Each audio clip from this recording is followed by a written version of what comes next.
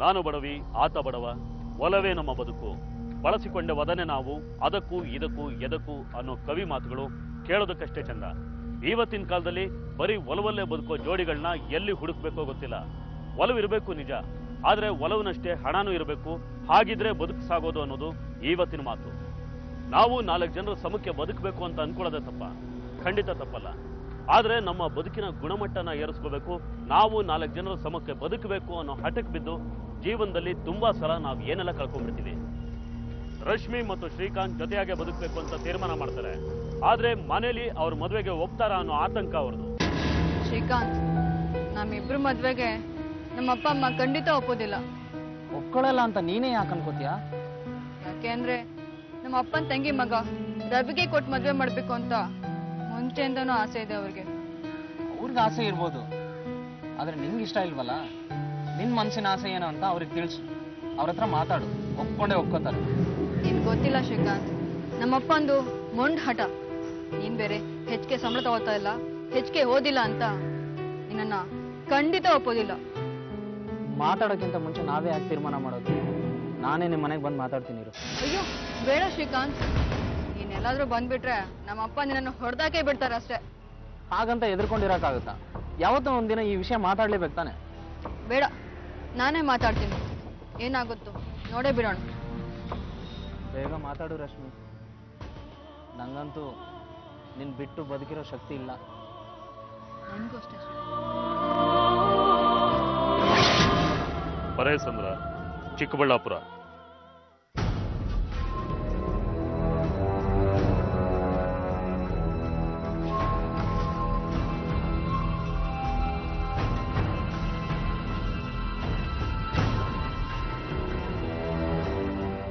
ಎಲ್ಲೋಗಿದ್ಯಮ್ಮ? ಅದು ಅಪ್ಪ ಫ್ರೆಂಡ್ ಮನೆಗೆ ಹೋಗಿದ್ನಪ್ಪ. ಫ್ರೆಂಡು ಸರೋಜಾ, ನೋಡು ರಶ್ಮಿ ಬಂದಿದ್ದಾಳೆ. ಅವಳಿಗೆ ಫ್ರೆಂಡ್ ಮನೆಗೆ ಹೋಗಿದ್ಲಂತೆ. ಹಾರ್ಲಿಕ್ಸೋ ಬೋರ್ಮಿಟ ಕೊಡು. ಹೆಂಗೆ ಮದುವೆ ಆಗೋ ಹುಡುಗಿ ಹೆಂಗೆ ಸರ್ಗೋಗಿದ್ದಾಳೆ ನೋಡು. ಏನು ಏನಾದ್ರು ಮಾತಾಡೋದಿದೆಯಾ? ಇದ್ರೆ ಹೇಳು. ಏನಿಲ್ಲಪ್ಪ. ನನಗೆಲ್ಲ ವಿಷಯ ಗೊತ್ತಾಗಿದೆ. ನಿಮ್ಮಮ್ಮ ಹೇಳಿದ್ಲು, ಏನೋ ಲವ್ ಗಿವು ಅಂತ ಹುಚ್ಚಿಟ್ಕೊಂಡಿದ್ಯಂತೆ. ಇದೆಲ್ಲ ಸರಿ ಬರಲ್ಲ ನೋಡು. ಏನಿಲ್ಲಪ್ಪ. ಅಮ್ಮ ಕೂತ್ಕೋ. ನೋಡು, ಈ ಲವ್ವು ಗಿವು ಅನ್ನೋದೆಲ್ಲ ಒಂದು ವಯಸ್ಸಿನ ಆಕರ್ಷಣೆ ಅಷ್ಟೇನೆ. ಜೀವನನ ನಾವು ಎಲ್ಲ ದೃಷ್ಟಿಯಿಂದಲೂ ನೋಡಬೇಕು. ಬರೀ ಒಂದು ಆಕರ್ಷಣೆ ಮಾತ್ರ ನಾವು ಇಟ್ಕೊಂಡ್ರಾಗೋದಿಲ್ಲ. ಬೇರೆ ಎಲ್ಲ ನೋಡಿದಾಗಲೇ ನಮ್ಗೆ ಒಳ್ಳೆ ಅಭಿಪ್ರಾಯ ಸಿಗುತ್ತೆ. ಅದು ಅಲ್ಲದೆ ಇನ್ನೊಂದು ಮಾತು, ನೀನು ಶ್ರೀಮಂತರ ಮನೆ ಒಬ್ಬಳೇ ಮಗಳು. ಶ್ರೀಮಂತ ಮನೆ ಮಕ್ಕಳನ್ನ ಮದುವೆ ಆದರೆ ಲೈಫು ಸೆಟ್ಲ್ ಆಗ್ಬಿಡುತ್ತೆ ಅಂತ ಬಹಳ ಜನ ಕಾಯ್ತಾ ಇರ್ತಾರೆ. ನೀನು ಅಂಥವ್ರ ಮೋಸಕ್ಕೆ ಒಳಗಾಗಿ ಹಳ್ಳಕ್ಕೆ ಬೀಳುವ. ಅವ್ರು ಅಂಥವ್ರಲ್ಲಪ್ಪ. ನೋಡು, ಎಂಥೋ ನಾನು ಆಗಿರ್ಲಿ, ನಮಗದು ಬೇಕಾಗಿಲ್ಲ. ನೀನು ಮದುವೆ ಆಗ್ತಿರೋದು ನನ್ನ ತಂಗಿ ಮಗ ರವೀನ ಅಷ್ಟೇ. ನೋಡು, ನನ್ನ ಮಾತನ್ನು ಮೀರಿ ಏನಾದರೂ ನಡ್ಕೊಂಡ್ಯೋ ನಾನು ಏನು ಅಂತ ತೋರಿಸ್ಬೇಕಾಗತ್ತೆ. ಹುಷಾರ್.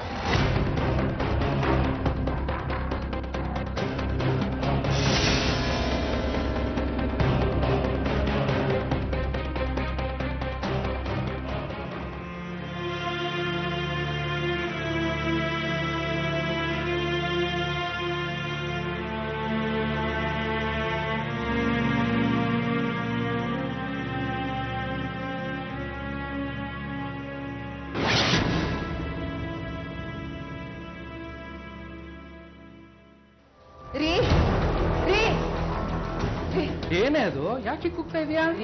ನಮ್ ರಶ್ಮಿ ಎಲ್ಲೋ ಕಾಣಿಸ್ತಾ ಇಲ್ಲ ರೀ. ಕಾಣಿಸ್ತಾ ಇಲ್ಲ ಅಂದ್ರೆ ಇಲ್ಲೇ ಎಲ್ಲೋ ಇರ್ತಾಳೆ ನೋಡು. ಅಥವಾ ಕಾಲೇಜ್ ಒಂದೇನ್ರು ಮುಂಚೆ ಹೋಗಿರ್ಬೋದು. ಇಲ್ಲ ರೀ, ಅವ್ಳು ನನ್ಗೆ ಹೇಳಿದ್ರೆ ಎಲ್ಲೂ ಹೋಗಲ್ಲ. ನನಗೆ ಯಾಕೋ ಭಯ ಆಗ್ತಾ ಇದೆ.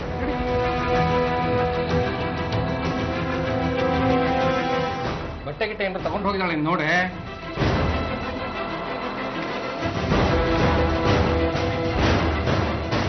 ಇಲ್ಲ ರೀ, ಬಟ್ಟೆಯನ್ನು ತಗೊಂಡೋಗಿಲ್ಲ. ಇದೇನೋ ಒಂದು ಲೆಟ್ರ್ ಇಟ್ಟಿದ್ದಾರೆ ನೋಡಿ. ಲೆಟ್ರಾ? ನೋಡಿ.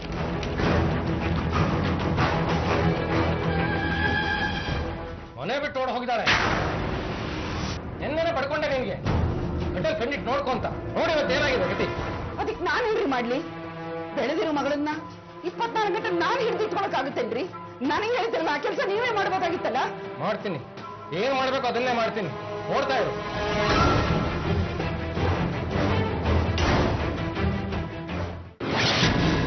ಬಾಗೇಪಲ್ಲಿ, ಚಿಕ್ಕಬಳ್ಳಾಪುರ. ಬಾ ರಶ್ಮಿ, ನೋಡು ಇದೆ ನನ್ನ ಅರಮನೆ. ಇನ್ಮೇಲೆ ನಾವಿಬ್ರು ಸೇರಿ ನಮ್ಮ ಪುಟ್ಟ ಸಂಸಾರ ಸ್ಟಾರ್ಟ್ ಮಾಡೋ ಪುಟ್ಟ ಅರಮನೆ. ಮೊದಲನೇ ಸರಿ ನನ್ನ ಮನೆ ಕಾಲಿಟ್ಟಿದ್ಯಾ, ಹಾಲು ಸರ್ ಗಡಿ ಮಾಡಿದ್ದೀನಿ, ಬಾ.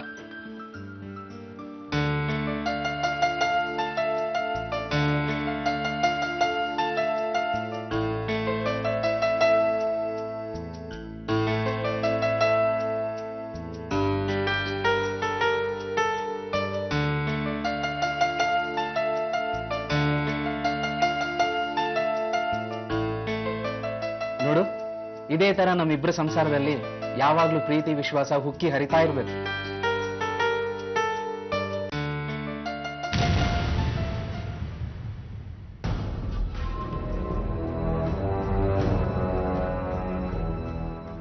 ಯಾಕೆ ರಶ್ಮಿ ಸಪ್ಗಾಗ್ಬಿಟ್ಟೆ? ಏನಾಯ್ತು? ಏನೂ ಇಲ್ಲ. ನಾನ್ ನಿಮ್ಮನ್ನ ಇಷ್ಟಪಟ್ಟು ಪ್ರೀತಿ ಮದುವೆ ಆದ ಅಂತ ಒಂದ್ ಕಡೆ ಸಂತೋಷ ಆದ್ರೆ, ಚಿಕ್ಕನಿಂದಲೂ ಪ್ರೀತಿಯಿಂದ ಸಾಕಿ ಸಲುಹಿದ ನನ್ನ ತಂದೆ ತಾಯಿನ ಬಿಟ್ಟು ಬಂದಲ್ಲ ಅಂತ ಇನ್ನೊಂದ್ ಕಡೆ ಬೇಜಾರು. ಪಾಪ ನಿಮ್ಮಮ್ಮ ಅದೆಷ್ಟು ಬೇಜಾರು ಮಾಡ್ಕೊಂಡಿದ್ದಾರೋ ಏನೋ. ಇದೆಲ್ಲ ಸ್ವಲ್ಪ ದಿನ ಮಾತ್ರ. ಅವ್ರ ಕೋಪ ತಣ್ಣಗಾಗೋವರೆಗೂ. ಅವ್ರ ಕೋಪ ತಣ್ಣಗಾದ್ಮೇಲೆ ಅವರೇ ಬರ್ತಾರೆ. ಇಲ್ಲ ನಾವೇ ಅವ್ರ ಹತ್ರ ಹೋಗೋಣ, ಕ್ಷಮೆ ಕೇಳೋಣ. ಎಲ್ಲ ಸರಿ ಹೋಗುತ್ತೆ ರಶ್ಮಿ, ನಾನ್ ಸರಿ ಮಾಡ್ತೀನಿ. ನೀನ್ ಬೇಜಾರು ಪಡ್ಕೋಬೇಡ, ಸರಿನಾ?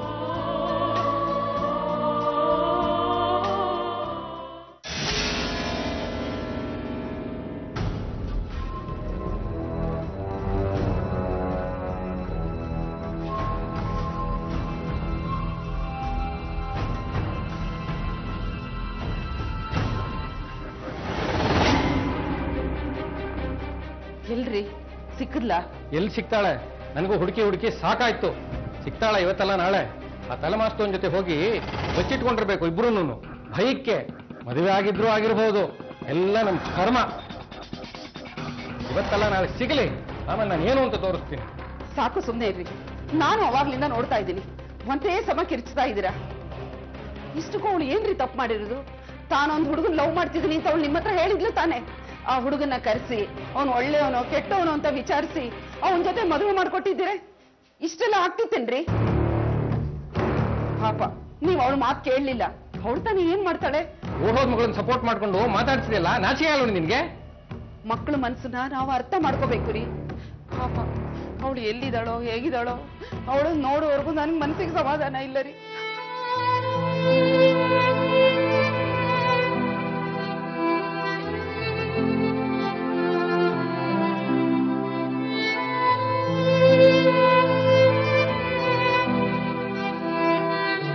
ಕೊನೆಗೂ ರಶ್ಮಿಯ ತಂದೆ ಒಪ್ಪದೆ ಹೋಗಿದ್ರಿಂದ ಅವರಿಬ್ರು ಕದ್ದು ಮದುವೆ ಆಗ್ಬೇಕಾಯ್ತು.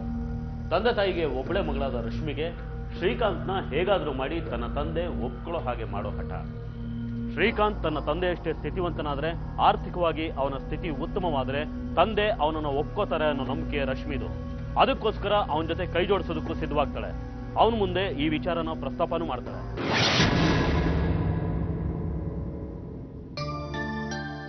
ಸಾಕು ಸಾಕು, ನೀನು ಜೊತೆಲೆ ಊಟ ಮಾಡ್ಬೋದಾಗಿದ್ದಲ್ಲ ರಶ್ಮಿ? ಇಲ್ಲ, ನೀವು ಫಸ್ಟ್ ಮಾಡಿ, ನಾನು ಮಾಡ್ತೀನಿ. ಶ್ರೀ, ನಾನೆಲ್ಲಾದ್ರೂ ಕೆಲ್ಸಕ್ಕೆ ಹೋಗ್ಲಾ? ನೀನ್ ಯಾಕೆ ಕೆಲ್ಸಕ್ಕೆ ಸೇರ್ಕೋಬೇಕು? ಆರಾಮಾಗಿ ಮನೇಲಿರು. ಹಾಗಲ್ಲ ಶ್ರೀ, ನಮ್ಮಪ್ಪ ನಿನ್ಗೆ ಹೆಚ್ಚು ಸಂಬಳ ಇಲ್ಲ, ಹೆಚ್ಚು ಓದಿಲ್ಲ, ಸ್ಟೇಟಸ್ಗೆ ಸೂಟ್ ಅಲ್ಲ ಅಂತ ತಾನೇ ಬೇಡ ಅಂತಿದ್ದು. ನಾವು ಆದಷ್ಟು ಬೇಗ ಸಂಪಾದನೆ ಮಾಡಿ ಚೆನ್ನಾಗಿ ಜೀವನ ರೂಪಿಸ್ಕೊಂಡ್ರೆ ಅಪ್ಪ ಅಮ್ಮ ನಮ್ಮನ್ನು ಒಪ್ಕೋತಾರೆ. ಅದೆಲ್ಲ ಸರಿ. ನಿಮ್ಮ ಅಪ್ಪ ಅಮ್ಮ ನಿನ್ನ ಎಷ್ಟು ಸುಖವಾಗಿ ನೋಡ್ಕೊಂಡಿದ್ದಾರೆ. ನಿನ್ನ ಅಷ್ಟೇ ಸುಖವಾಗಿ ನೋಡ್ಕೊಳ್ಳೋದು ನನ್ನ ಕರ್ತವ್ಯ ಅಲ್ವಾ? ಅದೆಷ್ಟೇ ಕಷ್ಟ ಆಗಲಿ ನಾನೇ ದುಡಿತೀನಿ, ನಾನೇ ಸಂಸಾರ ನಿಭಾಯಿಸ್ತೀನಿ. ನೀನೇನು ಕೆಲ್ಸಕ್ಕೆ ಹೋಗೋದು ಬೇಡ. ಅದು ಹಾಗಲ್ಲ ಶ್ರೀ. ಹೇಳದ್ನಲ್ಲ, ಬೇಡ ಅಂದ್ರೆ ಬೇಡ. ದಯವಿಟ್ಟು ಇನ್ನೊಂದ್ಸರಿ ಈ ವಿಷಯ ಪ್ರಸ್ತಾಪ ಮಾಡಬೇಡ.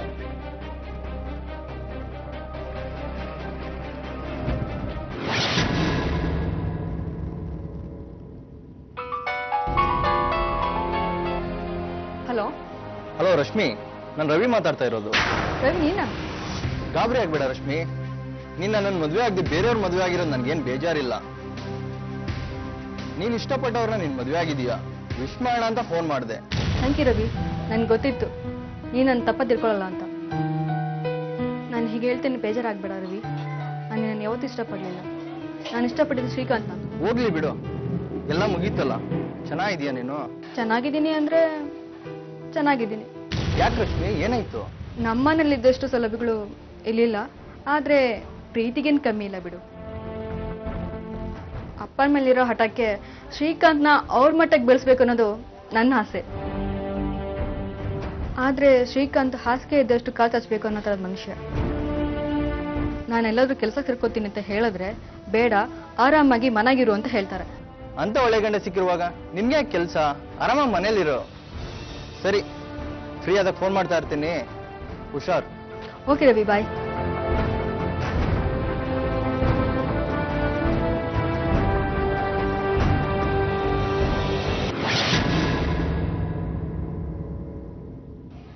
ಏನ್ ಮೇಡಮ್, ಏನ್ ಮಾಡ್ತಿದ್ದೀರಾ? ಬಂದ್ರ ಶ್ರೀ, ನೋಡಿ ಪೇಪರ್ ನೋಡಿ. ಏನು ನಿಮ್ ತಂದೆ ನೀನ್ ಕಾಣೆಯಾಗಿದ್ಯಾ ಅಂತ ಅಡ್ವರ್ಟೈಸ್ಮೆಂಟ್ ಏನಾದ್ರು ಕೊಟ್ಟಿದಾರ ಹೆಂಗೆ? ಅದ್ ಹಾಗಲ್ಲ ಶ್ರೀ, ಮನೇಲೆ ಕೂತ್ಕೊಂಡು ಕ್ಯಾಂಡಲ್ ಮಾಡ್ಕೊಟ್ರೆ ದುಡ್ಡು ಕೊಡ್ತಾರಂತೆ. ಆಚೆ ಹೋಗಿ ಕೆಲಸ ಮಾಡ್ಬೇಡ ಅಂತ ಹೇಳ್ತೀಯ, ಮನೇಲೆ ಸಂಪಾದನೆ ಮಾಡ್ತೀನಿ, ನಿನ್ಗೂ ಹೆಲ್ಪ್ ಆಗತ್ತೆ. ರಶ್ಮಿ, ನೀನ್ ಈ ಕೆಲ್ಸದ ವಿಚಾರ ಇಲ್ಲೂ ತಲೆಯಿಂದ ತೆಗ್ದಾಕಿಲ್ವಾ? ನೀನ್ ಯಾಕೆ ಕೆಲಸ ಮಾಡ್ಬೇಕು? ನೀನು ಕೆಲ್ಸಕ್ಕೆ ಹೋಗ್ಬಾರ್ದು, ಮನೆಯಲ್ಲೇ ಇರಬೇಕು ಅಂತ ನಿನ್ನ ಕಟ್ಟಾಕೋ ಮನುಷ್ಯ ನಾನಲ್ಲ. ಆದ್ರೆ ನಮ್ಮ ಮನೆಯಲ್ಲಿ ಕಷ್ಟ ಇದೆ ಅಂತ ನೆಪದಲ್ಲಿ ನೀನು ಹೊರಗಡೆ ಹೋಗಿ ದುಡಿಯೋದು, ಎಲ್ಲಕ್ಕಿಂತ ಹೆಚ್ಚಾಗಿ ನಾವು ನಿಮ್ ತಂದೆಗೆ ಸರಿ ಸಮಾನವಾಗಿ ಬದುಕ್ಬೇಕಂತ ಅಟಕ್ ಬಿದ್ದಿದೆಯಲ್ಲ, ಅದ್ ನನಗೆ ಒಂಚೂರು ಇಷ್ಟ ಆಗ್ತಾ ಇಲ್ಲ. ನಿನ್ನ ಒಳ್ಳೇದಕ್ಕೆ ಹೇಳ್ತಾ ಇದ್ದೀನಿ, ಇದನ್ನೆಲ್ಲ ಬಿಟ್ಬಿಡು, ಇದೆಲ್ಲ ಬೇಡ ನಮ್ಗೆ. ಮನೆಯಲ್ಲಿ ಆರಾಮಾಗಿ ಅಡಿಗೆ ಮಾಡ್ಕೊಂಡು, ಊಟ ಮಾಡ್ಕೊಂಡು, ನ್ಯೂಸ್ ಪೇಪರ್ ಕಾದಂಬರಿ ಓದ್ತಾ, ಟಿವಿ ನೋಡ್ತಾ ಆರಾಮಾಗಿರು.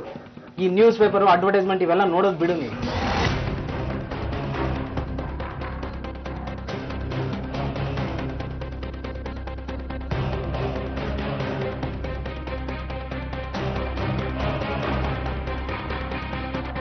ರಶ್ಮಿ ಅದೆಷ್ಟೇ ಸಲ ಈ ವಿಚಾರವಾಗಿ ಪ್ರಸ್ತಾಪ ಮಾಡಿದ್ರು ಶ್ರೀಕಾಂತ್ ಒಂದೇ ಉತ್ತರ. ತಂದೆ ಮನೆಯಲ್ಲಿ ಸುಖವಾಗಿ ಬೆಳೆದ ರಶ್ಮಿ ತನಗೋಸ್ಕರ ದುಡಿಯೋದಕ್ಕೆ ಹೋಗಬಾರ್ದು, ಕಷ್ಟಪಡಬಾರ್ದು ಅನ್ನೋದು ಅವನ ಆಸೆ. ಆದ್ರೆ ರಶ್ಮಿ ಹಠಾನೇ ಬೇರೆ. ಅವಳು ತನ್ನ ಪಾಡಿಗೆ ತಾನು ಕೆಲಸದ ಬೇಟೆನ ಮುಂದುವರಿಸ್ತಾ ಇರ್ತಾಳೆ. ಹಲೋ, ನಾನು ರಶ್ಮಿ ಅಂತ 6 hours ಪಾರ್ಟ್ ಟೈಮ್ ಕೆಲಸ ಅಂತ ಪೇಪರ್ನಲ್ಲಿ ಆ್ಯಡ್ ಕೊಟ್ಟಿದ್ರಿ, ಅದನ್ನ ನೋಡ್ಕೊಂಡು ಫೋನ್ ಮಾಡಿದ್ದೀನಿ ಸರ್ ನಾನು. ಹೌದಮ್ಮ, 24 ಗಂಟೆಲಿ ನೀವು ಯಾವಾಗ ಬೇಕಾದ್ರೂ ಕೆಲಸ ಮಾಡ್ಬೋದು. ಅದು ಯಾವ ಥರ ಕೆಲಸ ಸರ್? ನೀವೊಂದ್ಸಲ ನಮ್ಮ ಆಫೀಸಿಗೆ ಬಂದ್ರೆ ನಾವೆಲ್ಲ ಎಕ್ಸ್ಪ್ಲೈನ್ ಮಾಡ್ತೀವಿ. ಇಲ್ಲಿ ಬೇರೆ ಬೇರೆ ಥರದ ಆಪ್ಷನ್ ಇದೆ, ನೀವು ಯಾವ್ದನ್ನ ಬೇಕಾದ್ರೂ ಆಯ್ಕೆ ಮಾಡ್ಕೋಬಹುದು. ನೀವೇನು ಓದಿದ್ದೀರಾ, ನಿಮ್ಗೆ ಎಷ್ಟು ಥರದ ಭಾಷೆಗಳು ಬರುತ್ತೆ ಅನ್ನೋದ್ರ ಮೇಲೆ ನಿಮ್ಮ ಆಯ್ಕೆ ಇರುತ್ತೆ. ಸರ್, ಅದು ನಮ್ಮ ಯಜಮಾನ್ರಿಗೆ ನಾನು ಕೆಲಸ ಮಾಡೋದು ಇಷ್ಟ ಇಲ್ಲ. ಅವ್ರಿಗೆ ಗೊತ್ತಾಗ್ದಿರೋ ಹಾಗೆ ಮನೇಲೆ ಕೂತ್ ಕೆಲಸ ಮಾಡ್ಬೋದಾ? ಖಂಡಿತ ಮಾಡ್ಬೋದು.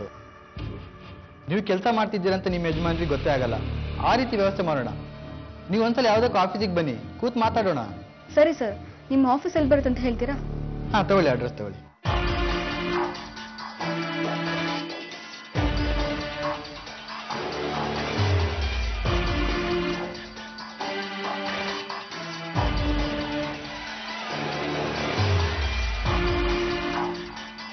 ಹಾಂ, ಓಕೆ ಸರ್.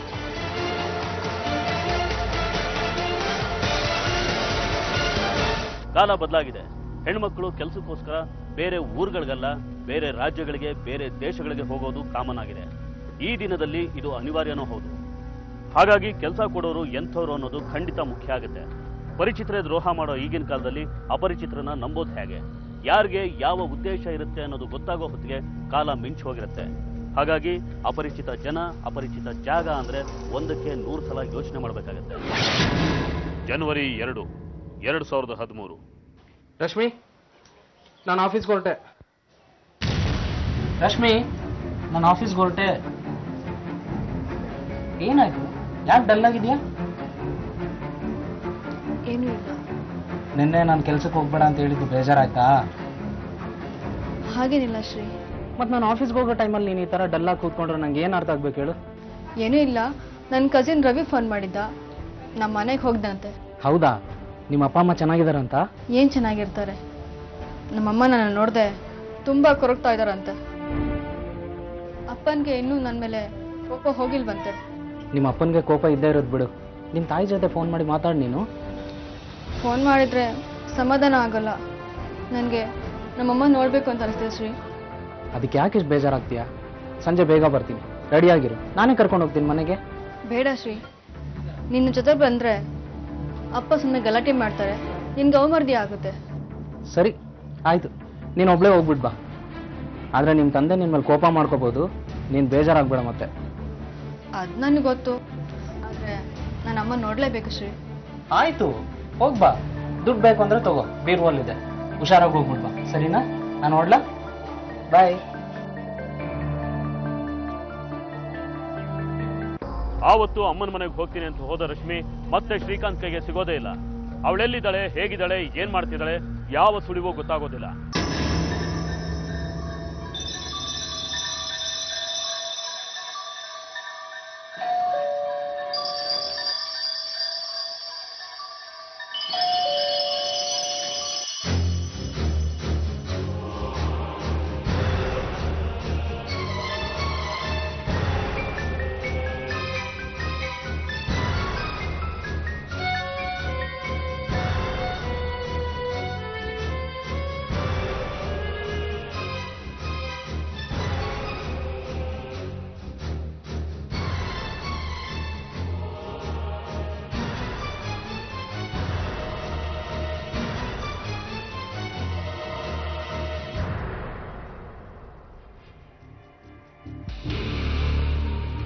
ಇಷ್ಟೊತ್ತಾಯ್ತು, ಇಷ್ಟೊತ್ತಿಗೆ ಬರ್ಬೇಕಾಗಿತ್ತಲ್ಲ.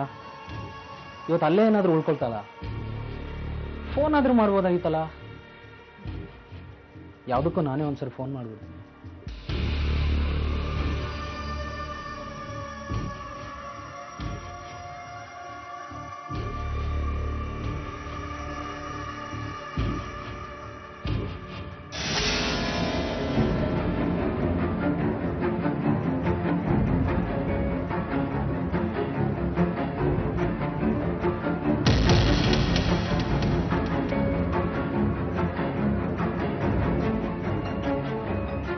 ಯಾಕೆ ರಿಸೀವ್ ಮಾಡ್ತಾ ಇಲ್ಲ ಇವಳು?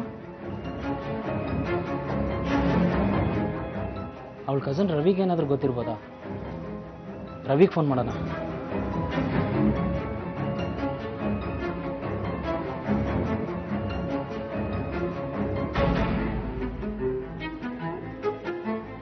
ಹಲೋ ಹಲೋ, ಹೇಳಿ ಯಾರು? ರವಿ, ನಾನು ರಶ್ಮಿ ಹಸ್ಬೆಂಡ್ ಶ್ರೀಕಾಂತ್ ಮಾತಾಡ್ತಿರೋದು. ನಮಸ್ಕಾರ, ಹೇಳಿ ಶ್ರೀಕಾಂತ್. ಏನಿಲ್ಲ, ರಶ್ಮಿ ಇವತ್ತು ಬೆಳಗ್ಗೆ ಅವ್ರ ತಾಯಿ ಮನೆಗೆ ಹೋಗ್ತೀನಿ ಅಂತ ಹೇಳಿದ್ಲು. ಇನ್ನೂ ಇಷ್ಟೊತ್ತಾದ್ರೂ ಬಂದಿಲ್ಲ. ನನಗೆ ಅವಳ ಮನೆ ಫೋನ್ ನಂಬರು ಗೊತ್ತಿಲ್ಲ. ಅವಳು ಇವತ್ತು ಅಲ್ಲೇ ಏನಾದರೂ ಇದ್ದಾಳ ಅಂತ. ಇಲ್ವಲ್ಲ, ಮಧ್ಯಾಹ್ನ ಎಲ್ಲ ಅಲ್ಲೇ ಇದ್ದೆ. ರಶ್ಮಿ ಅಲ್ಲಿಗೆ ಬಂದಿಲ್ಲ. ಬಂದೇ ಇಲ್ವಾ? ಮತ್ತೆ ಎಲ್ಲೋದ್ಲು? ಯಾಕೆ ಗಾಬರಿ ಆಗ್ತೀರಾ?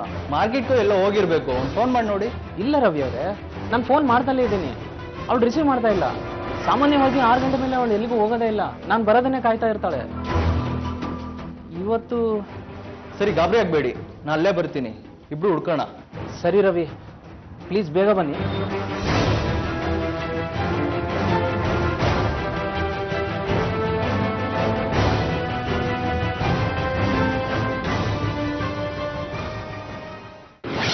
ಜನವರಿ 3, 2013, ನಗರ ಪೊಲೀಸ್ ಠಾಣೆ, ಚಿಕ್ಕಬಳ್ಳಾಪುರ.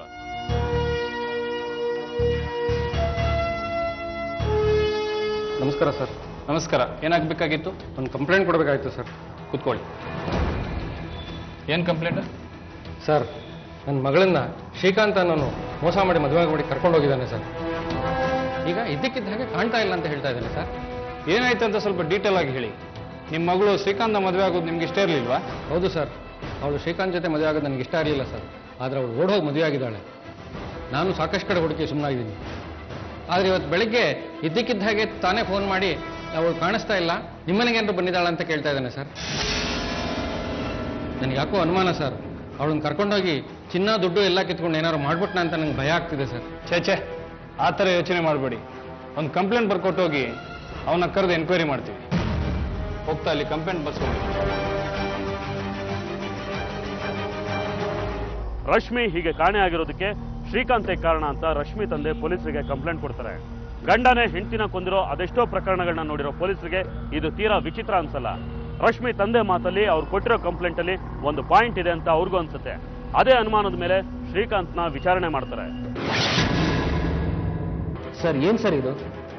ರಶ್ಮಿ ಕಾಣೆ ಆಗಿರೋ ಟೆನ್ಷನ್ ನಾನಿದ್ರೆ ಅವಳು ಕಾಣೆ ಆಗಿರೋದಕ್ಕೆ ನಾನೇ ಕಾರಣ ಅಂತ ಹೇಳ್ತಿದ್ದೀರಲ್ಲ ಸರ್. ಅವಳನ್ನ ಮನಸಾರಿ ಪ್ರೀತಿ ಮದುವಾಗಿದ್ದೀನಿ ಸರ್ ನಾನು. ಅವಳ ಮನೆಯಿಂದ ಬರಬೇಕಾದ್ರೆ ₹1 ದುಡ್ಡಲ್ಲ, 1 ಗ್ರಾಮ್ ಚಿನ್ನ ಏನೂ ತಂದಿಲ್ಲ. ತರಬಾರ್ದು ಅಂತ ಹೇಳಿದವನೇ ನಾನು. ನಿಜವಾಗ್ಲೂ ಅವ್ರ ಆಸ್ತಿಗೆ ಆಸೆ ಪಡೋ ನಾನಾಗಿದ್ರೆ ಮದುವೆಗೆ ಕೆಲವೇ ದಿನಕ್ಕೆ ಅವ್ರ ಕೈಕಾಲು ಹಿಡಿದು ಅವ್ರ ಮನೆ ಸೇರ್ಕೋಬೋದಾಗಿತ್ತಲ್ಲ ಸರ್. ಸ್ವಾಭಿಮಾನದ ಬದುಕು ಸರ್ ನಂದು. ಅವ್ರ ಶ್ರೀಮಂತರಿಗೆ ಯಾವತ್ತೂ ಆಸೆ ಪಟ್ಟವನಲ್ಲ ಸರ್ ನಾನು. ಅಂಥದ್ರಲ್ಲಿ ನನ್ನ ಮೇಲೆ ಅನುಮಾನ ಪಡ್ತಿದ್ದೀರಲ್ಲ ಸರ್ ನೀವು. ಸರ್, ಈ ಥರ ಕಂಪ್ಲೇಂಟ್ ಕೊಟ್ಟಿದ್ದಾರಲ್ಲ ರಶ್ಮಿ ಅವ್ರ ತಂದೆ, ಅವ್ರಿಗೆ ನಾನು ಅವ್ರ ಮಗಳನ್ನ ಮದುವೆ ಆಗೋದು ಇಷ್ಟನೇ ಇರಲಿಲ್ಲ ಸರ್. ಅವ್ರ ತಂಗಿ ಮಗ ರವಿನ ಕೊಟ್ಟು ಮದುವೆ ಮಾಡಬೇಕು ಅಂತ ಇಷ್ಟ ಇತ್ತು. ನಾನು ಅವ್ರ ಮಗಳನ್ನ ಮದುವೆ ಆದೆ. ಈಗ ನನ್ನ ಮೇಲೆ ಸೇಡ್ ತೀರಿಸ್ಕೊಳಕ್ಕೋಸ್ಕರ ತಮ್ಮ ಮಗಳಿಗೆ ತಾವೇ ಏನೋ ಮಾಡಿ ಈ ಥರ ಎಲ್ಲ ಮಾಡಿರ್ಬೋದಲ್ಲ ಸರ್. ಈ ಥರನೂ ಆಗಿರ್ಬೋದಲ್ಲ ಸರ್. ನೀವು ಹೇಳಿದ ಥರನ ಆಗಿರ್ಬೋದು, ಆದರೆ ಎನ್ಕ್ವೈರಿ ಮಾಡ್ತಾ ಮಾಡ್ತಾ ಎಲ್ಲ ಗೊತ್ತಾಗತ್ತೆ. ಸರಿ, ನೀವು ಹೊರಡ್ಬೋದು. ನಾವು ಹೇಳ್ಕಳಿಸಿದಾಗ ಬರಬೇಕಾಗತ್ತೆ. ಹೀಗೆ ಮಾವ ಅಳಿಯ ಇಬ್ಬರು ಪರಸ್ಪರ ಆರೋಪ ಮಾಡಿಕೊಂಡು ಇಬ್ಬರನ್ನು ತನಿಖೆಗೊಳಪಡಿಸಿದ ಮೇಲೆ ರಶ್ಮಿ ನಾಪತ್ತೆಯಾಗಿರೋದ್ರ ಹಿಂದೆ 3ನೇ ವ್ಯಕ್ತಿಯ ಕೈವಾಡ ಇದೆ ಅನ್ನೋದು ಪೊಲೀಸರಿಗೆ ಸ್ಪಷ್ಟವಾಗ್ತಾ ಹೋಗುತ್ತೆ. ಆ ವ್ಯಕ್ತಿ ಯಾರು ಅನ್ನೋ ಹುಡುಕಾಟದಲ್ಲಿ ಪೊಲೀಸರ ಅನುಮಾನ ಶುರು ಆಗೋದು ರಶ್ಮಿ ಮದುವೆ ಆಗಬೇಕಾಗಿದ್ದ ಆಕೆಯ ಅತ್ತೆ ಮಗ ರವಿ ಮೇಲೆ.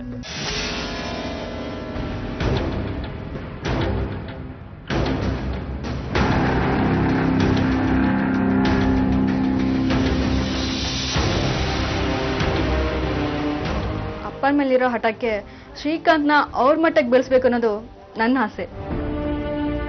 ನಾನೆಲ್ಲಾದ್ರೂ ಕೆಲಸ ಕರ್ಕೋತೀನಿ ಅಂತ ಹೇಳಿದ್ರೆ ಬೇಡ, ಆರಾಮಾಗಿ ಮನೆಗಿರು ಅಂತ ಹೇಳ್ತಾರೆ. ಅಂತ ಒಳ್ಳೆ ಗಂಡ ಸಿಕ್ಕಿರುವಾಗ ನಿನ್ಗೆ ಕೆಲಸ, ಆರಾಮಾಗಿ ಮನೇಲಿರೋ.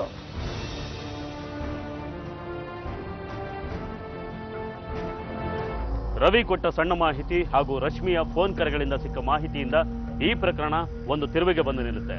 ರಶ್ಮಿ ಏನಾದ್ದು, ಆವತ್ತು ಅಮ್ಮನ ಮನೆಗೆ ಹೋಗ್ತೀನಿ ಅಂತ ಹೋದ ರಶ್ಮಿ ಎಲ್ಲಿ ಹೋದ್ಲು ಅನ್ನೋದನ್ನ ಮುಂದಿನ ತನಿಖೆ ತಿಳಿಸ್ತಾ ಹೋಗುತ್ತೆ.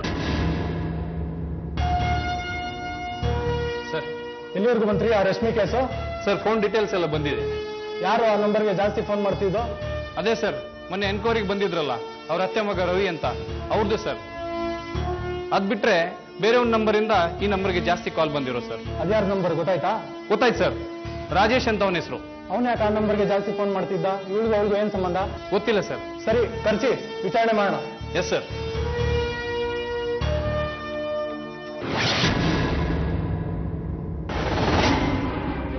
ಸರ್, ಇವನೇ ಸರ್ ರಾಜೇಶ್. ಸರ್, ನಾನೇನು ತಪ್ಪು ಮಾಡಿದೆ ಸರ್? ನನ್ನನ್ನು ಯಾಕೆ ಕರ್ಕೊಂಬಂದಿದ್ದಾರಾ ಸರ್? ಏನ್ ತಪ್ಪು ಮಾಡಿದ್ಯಾ? ರಶ್ಮಿ ಯಾರು ಅಂತ ಗೊತ್ತಿಲ್ಲ ನನಗೆ? ರಶ್ಮಿನವ್ರು ಯಾರು ನನ್ಗೆ ಗೊತ್ತಿಲ್ಲ ಸರ್. ಏಯ್, ಶ್ರೀಕಾಂತ್ ಅವ್ರ ಹೆಂಡತಿ ರಶ್ಮಿ ಯಾರಂತ ಗೊತ್ತಿಲ್ಲ ನಿನಗೆ? ಸರ್, ನಿಜವಾಗ್ಲೂ ಗೊತ್ತಿಲ್ಲ ಸರ್ ನನ್ಗೆ ಯಾರು ಅಂತ. ಅವಳು ಫೋನ್ ಮಾಡಿರೋದು ಗೊತ್ತಿಲ್ಲ ನಿನಗೆ? ಸರ್, ರಶ್ಮಿನವ್ರಿಗೆ ಯಾರು ನಾನು ಫೋನ್ ಮಾಡಲಿಲ್ಲ ಸರ್. ಅಷ್ಟು ಸುಲಭವಾಗಿ ಇವನ್ ಬಾಯ್ ಬಿಡೋ ತರ ಇಲ್ಲ ರೀ. ಕರ್ಕೊಂಡೋಗಿ ವರ್ಕ್ ಮಾಡಿ, ನಾನು ಬಂದೆ. ಸರ್, ಬೇಡ sir. Sir sir sir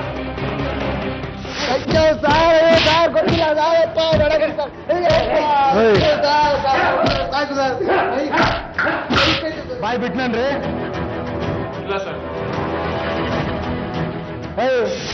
Rashmi ಯಾರಂತ ಗೊತ್ತಿಲ್ಲ ನಿನಗೆ? ನಿಜವಾಗ್ಲೂ ಗೊತ್ತಿಲ್ಲ ಸರ್. ಬಿಸಿನೀರು ರೆಡಿ ಆಗಿದೇನ್ರಿ? ತಗೊಂಬನ್ನಿ, ಬಾಯ್ ಬಿಡ್ತಾನೆ. ಸರ್, ಹೇಳ್ಸಿ ಸರ್, ಹೇಳ್ಸಿ ಸರ್. ಹೇಳೋ. ಲಕ್ಷ್ಮಿ ಅನ್ನೋರು ನಂಗೆ ಪರಿಚಯ ಸರ್. ನಮ್ಮೂರು ಬರ್ತಾರೆ ಸರ್. ಅವ್ರು ಒಂದಿನ ಯಾವುದೋ ಇಂಟರ್ವ್ಯೂ ಅಂತ ಬರ್ತಿದ್ರು ಸರ್. ಅದು ಸಿಕ್ಕಿದ್ರು ಸರ್.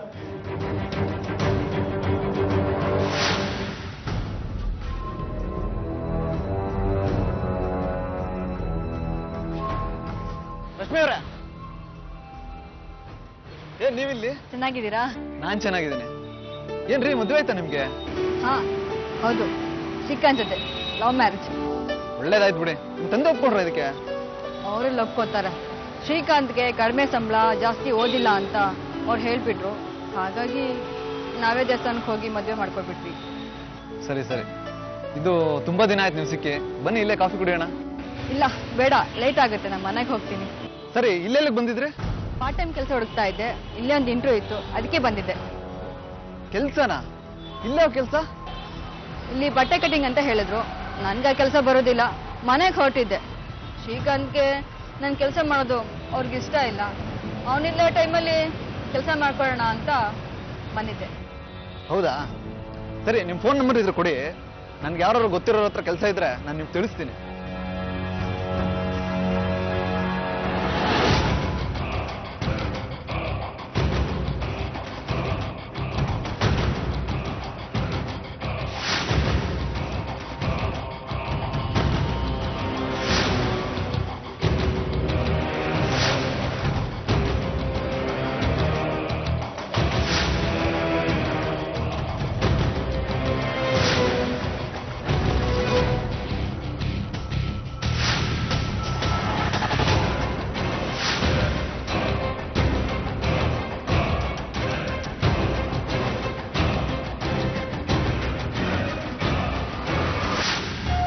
ಹುಡುಗಿ ಜೊತೆ ಮಾತಾಡೋದನ್ನ ಫಾತಿಮಾ ಹೇಗೋ ನೋಡ್ಬಿಟ್ಟಿದ್ದಾರೆ ಸರ್. 10,000 ರೂಪಾಯಿ ಕೊಡ್ತೀನಿ, ಆ ಹುಡುಗಿ ಕರ್ಕೊಂಬ ಅಂತ ಹೇಳಿದ್ರು ಸರ್. ಫಾತಿಮಾ ಯಾರೋ ಅವಳು? ಅವ್ರ ಮನೇಲಿ ಏನೋ ಒಂಥರ ಬಿಸ್ನೆಸ್ ಮಾಡ್ತಾರೆ ಸರ್. ಬಿಸ್ನೆಸ್ ಏನಾದ್ರು ಬಿಸ್ನೆಸ್? ಅವರು ಹೆಣ್ಮಕ್ಳು ಇಟ್ಕೊಂಡು ದಂಧೆ ಮಾಡ್ತಾರೆ ಸರ್. ದಂಧೆನಾ? ಆ ರಶ್ಮಿನ ದಂಧೆ ತಳ್ಬಿಟ್ರೇನೋ? ಇಲ್ಲ ಸರ್, ನಾನು ಕರ್ಕೊಂಡೋಗಿ ಬಿಟ್ಟೆ ಅಷ್ಟೇ ಸರ್. ಅದೇನ್ ಮಾಡಿದ್ರು ನನ್ಗೆ ಗೊತ್ತಿಲ್ಲ ಸರ್. ಇವನ್ನ ಕರ್ಕೊಂಡೋಗ್ರಿ, ಅವಳು ಎಲ್ಲಿದ್ದಾಳೆ ಅಂತ ಅರೆಸ್ಟ್ ಮಾಡಿ. ಅವಳು ಎಲ್ಲಿದ್ದಾಳೆ ಅಂತ ತೋರ್ಸ. ರಾಜೇಶ ಹೇಳಿದ ಮಾಹಿತಿ ಪ್ರಕಾರ ರಶ್ಮಿ ಈಗ ಒಂದು ಅಪಾಯದ ಜಾಗದಲ್ಲಿ ಸಿಕ್ಕಾಕೊಂಡಿದ್ದಾಳೆ. ತಕ್ಷಣ ಅವಳನ್ನ ಬಿಡಿಸ್ತರಬೇಕು. ರಶ್ಮಿ ಈಗ ರಾಜೇಶ ಬಿಟ್ಟ ಜಾಗದಲ್ಲೇ ಇದ್ದಾಳ, ಸುರಕ್ಷಿತವಾಗಿದ್ದಾಳ? ಈ ಎಲ್ಲಾ ಪ್ರಶ್ನೆಗಳೊಂದಿಗೆ ಪೊಲೀಸರು ಕಾರ್ಯೋನ್ಮುಖರಾಗ್ತಾರೆ. ತಕ್ಷಣ ಫಾತಿಮಾನ ಹಿಡಿಯೋದಕ್ಕೆ ಮುಂದಾಗ್ತಾರೆ.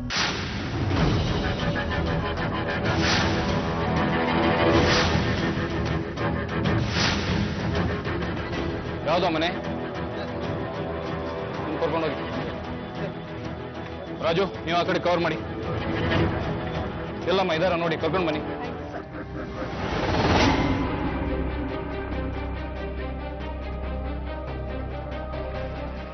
ಇಲ್ಲಿ ಫಾತಿಮಾ ಅಂದ್ರೆ ನೀವೇನಾ?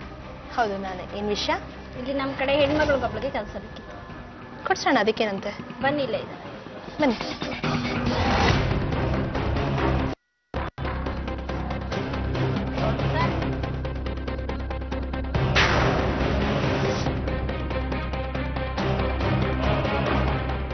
ಹೇಳಿ ಸರ್, ಏನ್ ವಿಷಯ? ಹೇಳ್ತೀವಿ. ಯಾರದಮ್ಮ ದುಡ್ಡಿದು? ಸರ್, ನಂದು ಸರ್. ಏನ್ ಕೆಲಸ ಕೊಡ್ತೀನಿ ಅಂತ ಕರೆದಿದ್ದಾಳ? ಹಾ, ಹೌದು ಸರ್. ಮನೇಲಿ ತುಂಬಾ ಬಡತನ, ಸಹಾಯ ಮಾಡ್ತೀನಿ ಅಂತ ಹೇಳಿದ್ರು. ಹೇಳಿ ನಂಬ್ಕೊಂಡ್ರೆ ಕೆಲಸ ಸಿಗಲ್ಲ, ಮಾನಾರಾಜ್ ಆಗ್ಬಿಡ್ತಾಳೆ. ಹೋಗಮ್ಮ ಮನೆಗೆ, ಹೋಗ್ ಹೋಗ್. ಯಾಕೆ ಸರ್? ಯಾಕೆ ಆ ಹುಡುಗಿನ ಹಾಕಳಿಸ್ಬಿಟ್ರಿ? ಏಯ್, ಎಲ್ಲಿ ರಶ್ಮಿ? ಯಾವ ರಶ್ಮಿ? ನಂಗೆ ಯಾವ ರಶ್ಮಿನೂ ಗೊತ್ತಿಲ್ಲ. ಬಡ ಹೆಣ್ಮಕ್ಳು ಎಷ್ಟೊಂದ್ ಜನ ಕೆಲಸ ಕೇಳ್ಕೊಂಡು ಬರ್ತಾರೆ ಸರ್. ನನಗೆ ಗೊತ್ತಿರೋ ಕಡೆ ಕೆಲಸ ಕೊಡಿಸಿ ಸಮಾಜ ಸೇವೆ ಅಂತ ಮಾಡ್ತಾ ಇದ್ದೀನಿ. ಅಷ್ಟೊಂದ್ ಜನ ಹೆಣ್ಮಕ್ಳಲ್ಲಿ ರಶ್ಮಿ ಯಾರು, ರಾಧಿಕಾ ಯಾರು ಅಂತ ನೆನ್ಪಿಟ್ಕೊಳ್ಳೋದು ತುಂಬಾ ಕಷ್ಟ ಸರ್. ಹೌದೌದು, ಕಷ್ಟ ಆಗತ್ತೆ. ಹಾಗಾದ್ರೆ ರಶ್ಮಿ ಯಾರಂತ ನಿಮ್ಗೆ ಗೊತ್ತಿಲ್ಲ? ಇಲ್ಲ ಸರ್, ನನಗೆ ಗೊತ್ತಿಲ್ಲ. ರಾಜು, ತಗೊಂಬನ್ನಿ ಅವನ್ನ.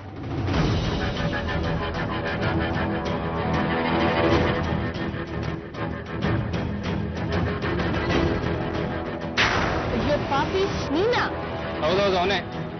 ಈಗ ಗೊತ್ತಾಗತ್ತ ರಶ್ಮಿ ಯಾರಂತ?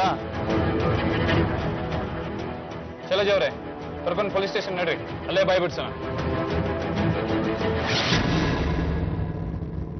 ನೋಡಮ್ಮ, ನೀನ್ ಹೆಣ್ಮಗಳು 3rd ಡಿಗ್ರಿ ಟ್ರೀಟ್ಮೆಂಟ್ ಕೊಟ್ರೆ ತಡ್ಕೊಳಕ್ ಕಷ್ಟ ಆಗುತ್ತೆ. ನೀನ್ ನಿಜ ಹೇಳಿಲ್ಲ ಅಂದ್ರೆ ನಾನು ಅದಕ್ಕೂ ಹೆಸೋದಿಲ್ಲ. ನೋಡು, ಅವನ ಗತಿನೇ ನಿನಗೂ ಆಗುತ್ತೆ. ಅದಕ್ಕೆ ನಿಜ ಹೇಳ್ಬಿಡಿ. ರಾಜೇಶ ನಿನ್ನ ಹತ್ರ ಕರ್ಕೊಂಡು ಬಂದಲ್ಲ ರಶ್ಮಿ ಅಂತ, ಅವ್ರನ್ನ ಎಲ್ಲಿ ಕರ್ಕೊಂಡು ಹೋದೆ, ಏನ್ ಮಾಡಿದೆ, ಎಲ್ಲಾನು ಹೇಳಿ. ಸರ್, ಇದ್ರಲ್ಲಿ ನಂದೇನು ತಪ್ಪಿಲ್ಲ ಸರ್. ನನಗೊಬ್ರು ಬಾಸ್ ಇದ್ದಾರೆ, ಅವರೇ ಸರ್ ಇವೆಲ್ಲ ಮಾಡ್ತಿರೋದು. ನಾನು ರಾಜೇಶನ್ ಥರ ಮಧ್ಯ ಕೆಲಸ ಮಾಡೋಳು ಅಷ್ಟೇ ಸರ್. ರಾಜೇಶ ಆ ಹುಡುಗಿನ ಕರ್ಕೊಂಬಂದು ನಮ್ಮ ಮನೆಗೆ ಬಿಟ್ಟ ಸರ್. ಅಲ್ಲಿ ಅಕ್ಕ ದುಡ್ಡು ಕೊಟ್ಟು ಡೆಲ್ಲಿಗೆ ಬಿಟ್ಬಿಟ್ಟು ಬರೋಕ್ಕೆ ಹೇಳಿದ್ರು ಸರ್. ನಾನು ಕರ್ಕೊಂಡು ಹೋಗಿ ಡೆಲ್ಲಿಗೆ ಬಿಟ್ಬಿಟ್ಟು ಬಂದೆ. ಆಮೇಲೆ ರಶ್ಮಿ ಕತೆ ಏನು ಅಂತ ನನಗೆ ನಿಜವಾಗ್ಲೂ ಗೊತ್ತಿಲ್ಲ ಸರ್. ನಾಚಿಕೆ ಆಗಲ್ಲ ನಿನಗೆ? ಮದುವೆ ಆಗಿ ಅವಳ ಪಾಡಿಗೆ ಅವಳು ಇದ್ದವಳನ್ನ ಇಂಥ ಕೆಲ್ಸಕ್ಕೆ ನುಗ್ಗಿದ್ಯಲ್ಲ. ಮೊದಲು ಆ ರಶ್ಮಿನ ಎಲ್ಲಿ ಕರ್ಕೊಂಡು ಹೋಗ್ಬಿಟ್ರಿ, ಆ ಜಾಗದ ಹೆಸರೇನು ಎಲ್ಲ ಡೀಟೇಲ್ ಆಗಿ ಹೇಳಿ.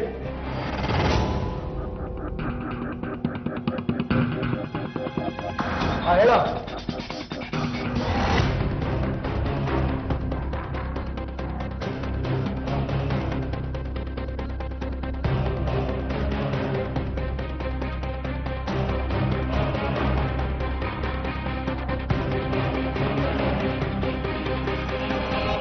ನಮಸ್ಕಾರ, ರಮೇಶ್ ಅವ್ರಿಗೆ. ಹೇಳಿ ಇನ್ಸ್ಪೆಕ್ಟರ್. ಏನಿಲ್ಲ ಸರ್, ನಿಮ್ಮಿಂದ ಒಂದು ಹೆಲ್ಪ್ ಆಗಬೇಕಾಗಿತ್ತು. ಡೆಲ್ಲಿಲಿ ನಿಮ್ದು ಯಾವ ಸ್ಟೇಷನ್ ಸರ್? ನಂದು ಫಿರೋಜ್ಪುರ್ ಲಿಮಿಟ್ಸು. ಹೇಳಿ, ಏನು ವಿಚಾರ? ಸರ್, ನಮ್ಮ ಕರ್ನಾಟಕದ ಹುಡುಗಿ ಒಬ್ಳು ಡೆಲ್ಲಿಗೆ ಬಂದು ಸಿಗಾಕೊಂಡು ಬಿಟ್ಟಿದ್ದಾಳೆ ಸರ್.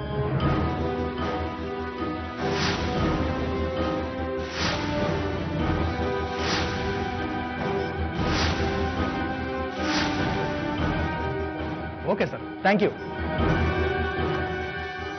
ಸರಿ, ಕರ್ಕೊಂಡು ನಡೀರಿ ಅವ್ರನ್ನ.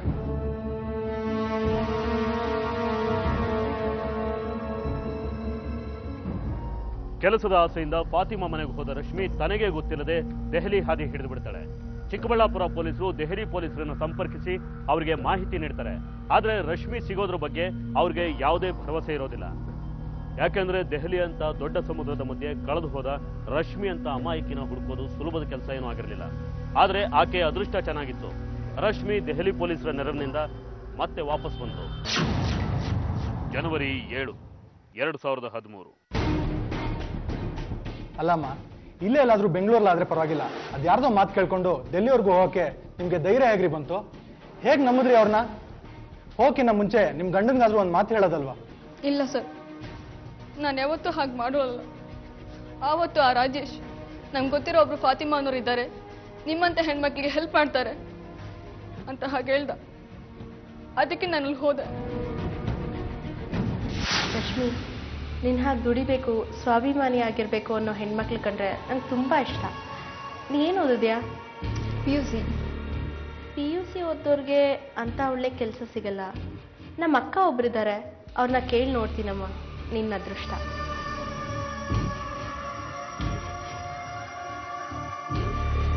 ಹಲೋ ಅಕ್ಕ, ನಾನು ಇಲ್ಲಿ ರಶ್ಮಿ ಅನ್ನೋ ಒಂದು ಹುಡುಗಿ ಬಂದಿಯಾಳೆ, ಅವಳಿಗೊಂದು ಕೆಲಸ ಬೇಕಿತ್ತು ಅಕ್ಕ. ಹಾಂ, ಹೌದಾ?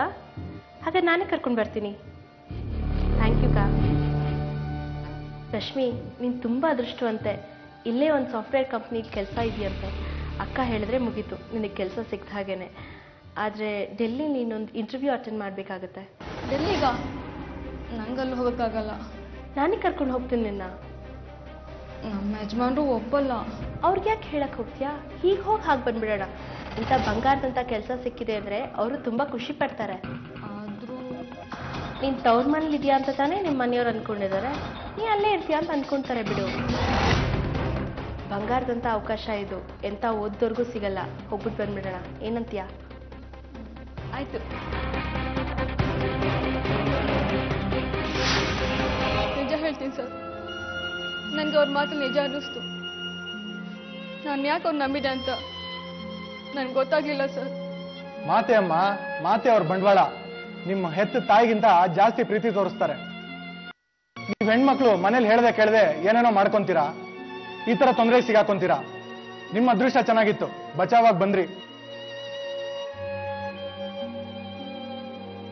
ಏನೇ ಮಾಡೋದಿದ್ರು ಇನ್ಮೇಲೆ ಹೇಳ್ಬಿಟ್ಟು ಮಾಡಿ, ಇಲ್ಲಾಂದ್ರೆ ಈಗ ಆಯ್ತಲ್ಲ ಅದೇ ಪಜಿತಿ ಆಗುತ್ತೆ. ಸರಿ, ಹೊರಡಿ.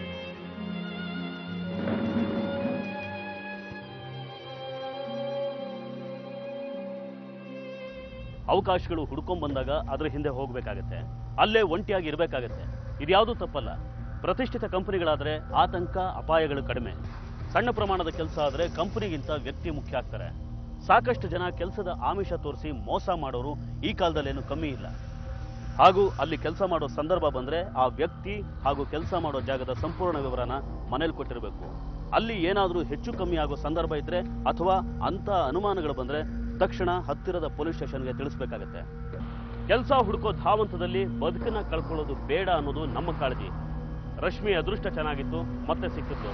ಇಲ್ದಿದ್ರೆ ಇಂಥ ಒಂದು ಉದಾಹರಣೆ ಮತ್ತೆ ನಮ್ಮ ಮುಂದೆ ಬರದೇ ಇರಲಿ ಅಂತ ಹೇಳ್ತಾ ಇವತ್ತಿನ ಸಂಚಿಕೆನ ಇಲ್ಲಿಗೆ ಮುಗಿಸ್ತಾ ಇದೀವಿ. ಮುಂದಿನ ಸಂಚಿಕೆಯಲ್ಲಿ ಮತ್ತೊಂದು ವಿಭಿನ್ನ ಕುತೂಹಲಕಾರಿ ಸತ್ಯಕಥೆಯೊಂದಿಗೆ ಮತ್ತೆ ನಿಮ್ಮ ಮುಂದೆ ಬರ್ತೀವಿ. ನಾವು ಕತೆ ಹೇಳ್ತೀವಿ, ನೀವೆಚ್ಚರವಾಗಿರಿ. ಅಪರಾಧ ಸತ್ಯ ಘಟನೆಗಳ ಆಧಾರಿತ ಜನಪ್ರಿಯ ಕಾರ್ಯಕ್ರಮ ಕ್ರೈಮ್ ಫೈಲ್ ಅತ್ಯಂತ ಕಡಿಮೆ ಅವಧಿಯಲ್ಲೇ ಹೆಚ್ಚು ವೀಕ್ಷಕ ಹಾಗೂ ಅಭಿಮಾನಿಗಳನ್ನು ಸಂಪಾದಿಸಿರುವ ಕ್ರೈಮ್ ಫೈಲ್ ಸಮಾಜಕ್ಕೆ ಉತ್ತಮ ಸಂದೇಶವನ್ನು ಕೂಡ ನೀಡ್ತಾ ಇದೆ.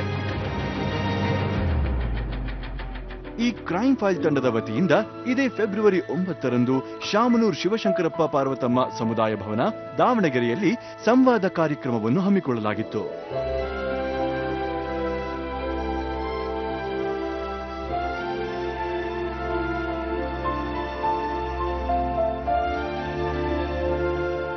ಈ ಕಾರ್ಯಕ್ರಮದಲ್ಲಿ ಕ್ರೈಮ್ ಫೈಲ್ ತಂಡದೊಂದಿಗೆ ದಾವಣಗೆರೆ ಜಿಲ್ಲಾ ಪೊಲೀಸ್ ವರಿಷ್ಠಾಧಿಕಾರಿಗಳು ಹಾಗೂ ದಾವಣಗೆರೆ ಜಿಲ್ಲಾಧಿಕಾರಿಗಳು ಪಾಲ್ಗೊಂಡಿದ್ರು. ಜಿ ವಾಹಿನಿ ಅವರು ಕ್ರೈಮ್ ಫೈಲ್ ಕಾರ್ಯಕ್ರಮ ನಾನು ಸಮಯ ಸಿಕ್ಕಾಗ ನೋಡ್ತಾ ಇರ್ತೇನೆ. ಬಹಳ ಉಪಯುಕ್ತವಾದಂತಹ ಕಾರ್ಯಕ್ರಮ ಇದು. ಮತ್ತು ಜೀವನದ ವಿವಿಧ ಸನ್ನಿವೇಶಗಳಲ್ಲಿ, ವಿವಿಧ ಘಟ್ಟಗಳಲ್ಲಿ ಯಾವ ರೀತಿ ಮೋಸ ಹೋಗ್ತೇವೆ, ಯಾವ ರೀತಿ ಎಚ್ಚರಿಕೆಯಿಂದ ಇರಬೇಕು ಅಂತ ಒಂದು ರೀತಿ ನಾವು ಸರಿಯಾಗಿ ಅರ್ಥೈಸ್ಕೊಂಡ್ರೆ ಇದೊಂದು ಎಜುಕೇಟಿವ್ ಪ್ರೋಗ್ರಾಮ್ ಅಂತ ನಾನಂತೂ ಭಾವಿಸಿದ್ದೇನೆ. ಆದ್ದರಿಂದ ಅದು ಇವತ್ತು ನಮ್ಮ ದಾವಣಗೆರೆ ಜಿಲ್ಲೆಗೆ ಬಂದು ಈ ಸಂವಾದ ಕಾರ್ಯಕ್ರಮ ಏರ್ಪಾಡು ಮಾಡಿದ್ದಾರೆ. ಜಿಲ್ಲೆಯ ಎಲ್ಲ ಜನತೆಯ ಪರವಾಗಿ ಜಿ ವಾಹಿನಿಯವರಿಗೆ ನನ್ನ ಹೃತ್ಪೂರ್ವಕ ಅಭಿನಂದನೆಗಳು ಹಾಗೂ ಧನ್ಯವಾದಗಳು. ಯಾವುದೊಂದು ಘಟನೆ ನಡೆದಿದ್ರೆ ಅದ್ರಿಗೆ ಪಾಸಿಟಿವ್ ಆಗಿ ನೆಗೆಟಿವ್ ಆಗಿ ಎಕ್ಸಾಕ್ಟ್ ಘಟನೆ ಏನು ನಡೆದಿದೆ ಅದರ ಯಾತ್ರ ವ್ಯಭೀಕರಣ ಆದರೂ ಅದು ಮಾಧ್ಯಮದಲ್ಲಿ ಎಲ್ಲರಿಗೂ ಗೊತ್ತಿರ್ತದೆ. ಬಟ್ ಆದರೂ ಆ ಘಟನೆ ಏನು ನಡೆದಿದೆ, ಸತ್ಯಾಂಶ ಏನೇನು ಇರ್ತವೆ ಮತ್ತು ಅದರಿಂದ ಜನರ ಮೇಲೆ ಏನೇನು ಇಂಪ್ಯಾಕ್ಟ್ ಆಗ್ತವೆ, ಅದರದ್ದು ಯಾತ್ರಾ ನಾವು ಕರೆಕ್ಟಾಗಿ ಜನರಿಗೆ ತೋರಿಸಿದ್ರೆ ಮತ್ತು ಮುಂದಿನ ಅಂತ ಅವಾಯ್ಡ್ ಮಾಡಲಿಕ್ಕೆ ನಮ್ಮ ಕಡೆ ನಾವು ಏನೇನ ಮಾಧ್ಯಮ ಮಿತ್ರರ ಕಡೆಯಿಂದ ಏನೇನ ಸೊಸೈಟಿಗೆ ಯೋಗದಾನ ಕೊಡಬಹುದು, ಆ ನಿಟ್ಟಿನಲ್ಲಿ ಜಿ ಕನ್ನಡ ಅವರು ಈ ಅಂಥ ಪ್ರೋಗ್ರಾಮ್ ಮಾಡಿಕೊಂಡು ಅವ್ರದ್ದು ಸೊಸೈಟಿಗೆ ಏನು ಯೋಗದಾನ ಕೊಡ್ತಾ ಇದ್ದಾರೆ ಅದು ತುಂಬ ಸರಾಹನೀಯ. ಕ್ರೈಮ್ ಫೈಲ್ ಈ ಕಾರ್ಯಕ್ರಮದ ನಿರ್ವಾಹಕ ಸಿದ್ದಪ್ಪ ಕಾಳೋಜಿ ಕಾರ್ಯಕ್ರಮದ ಉದ್ದೇಶ ವಿವರಿಸಿದರು. ನಾವು ತೋರಿಸುವಂತ ಈ ಕಾರ್ಯಕ್ರಮದಲ್ಲಿ ಯಾವುದೇ ಒಂದು ವೈಭವೀಕರಣ ಇರೋದಿಲ್ಲ. ಪೊಲೀಸ್ FIR ಕಾಪಿ ಆಗಿರ್ಬೋದು, ಆಮೇಲೆ ಪೊಲೀಸ್ ವಿಕ್ಟಿಮ್ಸ್ಗಳ ಹೇಳಿಕೆ ಆಗಿರ್ಬೋದು, ಆಮೇಲೆ ಚಾರ್ಜ್ ಶೀಟ್ ಆಗಿರ್ಬೋದು, ಜೊತೆಗೆ ನ್ಯಾಯಾಲಯದ ತೀರ್ಪುಗಳಾಗಿರ್ಬೋದು, ಇವನ್ನೆಲ್ಲ ಆಧರಿಸಿ ಸುಮಾರು ಒಂದು ಕತೆಗೆ 1 ತಿಂಗಳ ಕಾಲ ಸಂಶೋಧನೆ ಮಾಡಿ ನಂತರವೇ ಆ ಕತೆಗಳನ್ನು ನಾವು ಆಯ್ಕೆ ಮಾಡ್ಕೋತೀವಿ ಪ್ರಸಾರ ಮಾಡೋದಕ್ಕಾಗಿ. ಪ್ರತಿಯೊಂದು ಕಥೆಯಲ್ಲೂ ಒಂದಿಲ್ಲ ಒಂದು ಸಾಮಾಜಿಕ ಸಂದೇಶವನ್ನ ಕೊಡ್ತೀವಿ. ಯಾಕಂದ್ರೆ ಈ ಕಾರ್ಯಕ್ರಮದಲ್ಲಿ ಒಂದು ಸಣ್ಣ ವಿಷಯಗಳನ್ನ ನಾವು ತುಂಬಾ ವಿಸ್ತೃತವಾಗಿ ಹೇಳೋದ್ರಿಂದ ಪ್ರತಿಯೊಬ್ಬ ವ್ಯಕ್ತಿಯು ಈ ಕಾರ್ಯಕ್ರಮ ನೋಡಿದವರು ಈ ಆಗುವಂತ ಅಪರಾಧ ಘಟನೆಗಳನ್ನ ಯಾವ ರೀತಿ ತಡಿಬಹುದು ಅನ್ನೋ ಒಂದು ಸಣ್ಣ ಅವರಿಗೆ ನೆರವು ದೊರೆತನ್ನೋದು ನಮ್ಮ ಆಶಯ. ಈ ಸಂವಾದದಲ್ಲಿ ದಾವಣಗೆರೆ ಜಿಲ್ಲೆಯ ಅನೇಕ ಸಂಘ ಸಂಸ್ಥೆಗಳ ಸದಸ್ಯರು ಮತ್ತು ಕಾಲೇಜು ವಿದ್ಯಾರ್ಥಿಗಳು ಪಾಲ್ಗೊಂಡಿದ್ರು. ಕ್ರೈಮ್ ಫೈಲ್ನ ವ್ಯವಸ್ಥಾಪಕ ಮತ್ತು ನಿರೂಪಕರಿಗೂ ಕೂಡ ನಾನು ವಿನಂತಿಯನ್ನು ಮಾಡ್ಕೊಳ್ತೀನಿ. ಮೊದಲನೇದಾಗಿ ಈ ಇತ್ತೀಚಿನ ದಿನಗಳಲ್ಲಿ ನಮ್ಮ ಮಹಿಳೆಯರ ಮೇಲೆ ಭಾಳ ಅಗೌರವಕರವಾದಂಥ ಕ್ರೂರ ಘಟನೆಗಳು ನಡೀತಾ ಇರ್ತಕ್ಕಂಥದ್ದನ್ನು ನಾವು ನೋಡ್ತಾ ಇದ್ದೇವೆ. ಅದನ್ನು ನೀವು ಇದು ಆಗಬಾರ್ದು ಅಂತ ಒಂದು ರೀತಿ ಒಳಗೆ ತೋರಿಸೋದ್ರ ಜೊತೆಗೆ ಇನ್ನೊಂದು ಕಡೆಗೆ ಏನೋ ಒಂಥರ ಅದಕ್ಕೆ ಒತ್ತು ಕೊಡೋವಂಥ ಜನರನ್ನು ನಾವು ನೋಡ್ತಾ ಇದ್ದೇವೆ. ಅದಕ್ಕೆ ನಾನು ತಮ್ಮ ಒಂದು ಜೀವನ ಮೂಲಕ ಪೋಷಕ ವರ್ಗದವ್ರಿಗೆ ಅದು ಕನಿಷ್ಠ ಈ 7ನೇ ತರಗತಿಯಿಂದ ಮೇಲೆ ಬರುವಂಥ ಏನು ವಯಸ್ಸಿನ ಹೆಣ್ಮಕ್ಳು ಇರ್ತಾರೆ ಅವರಿಗೆ ಕನಿಷ್ಠ ಇದೇ ರೀತಿಯಾದಂಥ ಬಟ್ಟೆಗಳನ್ನು ಧರಿಸುವಂಥ ಒಂದು ಪ್ರಯತ್ನವನ್ನು ತಮ್ಮ ವಾಹಿನಿ ಮೂಲಕ ಅವರಿಗೆ ಸಂದೇಶವನ್ನು ಕೊಡಬೇಕು ಅಂತೇಳಿ ನಾನು ವಿನಂತಿಯನ್ನು ಮಾಡ್ಕೊಳ್ತೇನೆ. ಉಮೇಶ್ ಅವರಿಗೆ ಧನ್ಯವಾದಗಳು ಸರ್. ಖಂಡಿತ ನಾವು ನಿಮ್ಮ ಸಲಹೆ ಸೂಚನೆಗಳನ್ನು ನಮ್ಮ ಕಾರ್ಯಕ್ರಮದ ಮೂಲಕ ದಾವಣಗೆರೆ ಜಿಲ್ಲಾ ಪೊಲೀಸ್ ವರಿಷ್ಠರಿಗೆ ತಿಳಿಸುವಂಥ ಒಂದು ಕೆಲಸವನ್ನು ಮಾಡ್ತೀವಿ ಅಂತ ನಾನು ನಿಮಗೆ ಆಶ್ವಾಸನೆ ಕೊಡ್ತೇನೆ. ನಾನು ಸುಮಾರು ಕ್ರೈಮ್ ಫೈಲ್ಗಳನ್ನು ನೋಡ್ತಾ ಇದ್ದೇನೆ. ಅಲ್ಲಿ ನೀವು ಮೆಸೇಜ್ ನೀಡ್ತೀರಿ ಅಂತ ಹೇಳ್ತೀರಿ, ಖಂಡಿತ ಅದರಲ್ಲಿ ಎಲ್ಲಿಯೂ ಮೆಸೇಜ್ಗಳು ಕಾಣ್ತಾ ಇಲ್ಲ ಅಲ್ಲೇ. ಯಾಕಂದ್ರೆ ಒಂದು ಉದಾಹರಣೆ ಹೇಳ್ತೀನಿ. ಈ ಬಂಟ್ವಾಳದಲ್ಲಿ ಏನೇನಾರು ಚಿಕ್ಕಮ್ಮನ ಮಗಳನ್ನ ದೊಡ್ಡಮ್ಮನ ಮಗ ಲವ್ ಮಾಡಿ ಅದನ್ನ ಆಸ್ಪತ್ರೆಗೆ ಕರ್ಕೊಂಡೋಗಿ ಅಮ್ಮನನ್ನ 5 ತಿಂಗಳು ಗರ್ಭಿಣಿ ಅಂತ ಹೇಳಿ ಆಸ್ಪತ್ರೆಗೆ ಕರ್ಕೊಂಡೋಗ ಅಲ್ಲಿ ಡೂಪ್ಲಿಕೇಟ್ ಡಾಕ್ಟರ್ ಅದನ್ನೆಲ್ಲ ಮಾಡಿದಾಗ ಅಂಥದ್ರಲ್ಲಿ ಮೆಸೇಜ್ ಏನಿದೆ? ನಡೀತಾ ಇರುವಂಥ ಕ್ರೈಮ್ನ ನಾವು ತೋರಿಸ್ತೀವಿ ಸರ್. ನಡೀತಾ ಇರುವಂಥ ಕ್ರೈಮೇ ಒಂದು ಮೆಸೇಜ್ ನಿಮಗೆ. ಯಾಕೆ ಅಂದರೆ ನೀವು ಎಚ್ಚರವಾಗಿರಬೇಕು. ನೀವು ನಿಮ್ಮ ಇದರಲ್ಲಿ ಆ ಥರ ಆಗೋದು ಬೇಡ, ಆ ಥರ ಆಗಬಾರ್ದು, ಅದನ್ನು ಒಪ್ಕೊಳ್ಳೋಣ. ಆದರೆ ಈ ಥರ ನಡೀತಾ ಇದೆ, ಈ ಥರ ಇದೆ ಪ್ರಪಂಚ, ಈ ಥರ ಇದೆ, ಈ ಥರ ನಡೀತಾ ಇದೆ ಕ್ರೈಮು. ನೀವು ಎಚ್ಚರವಾಗಿರಿ. ಈ ಥರ ಆಗದೆ ಇರೋ ಥರ ಅಪರಾಧಕ್ಕೆ ತಡೆ ಅನ್ನೋದಕ್ಕಿಂತ ಹೆಚ್ಚಾಗಿ ನಮ್ಮಲ್ಲಿ ನಾವು ಜಾಗೃತರಾಗಬೇಕಾಗಿದೆ, ಅವೇರ್ನೆಸ್ ಮೂಡಬೇಕಾಗಿದೆ. ಈ ಅವೇರ್ನೆಸ್ನ ನಾವು ಸಮುದಾಯಕ್ಕೆ ಈ ಥರ ಒಂದು ಚಾನಲ್ ಮೂಲಕ, ವಾಹಿನಿಯ ಮೂಲಕ ಕೊಡ್ತಾ ಇದ್ರಲ್ಲ, ತುಂಬ ಧನ್ಯವಾದಗಳು ನಿಮಗೆ. Thank you. ಕಾರ್ಯಕ್ರಮದ ಕೊನೆಗೆ ಮಹಿಳೆಯರಿಗೆ ಸ್ವಯಂ ರಕ್ಷಣೆ ಕುರಿತು ಕರಾಟೆ ಪಟುಗಳಿಂದ ಪ್ರದರ್ಶನ ಏರ್ಪಡಿಸಲಾಗಿತ್ತು.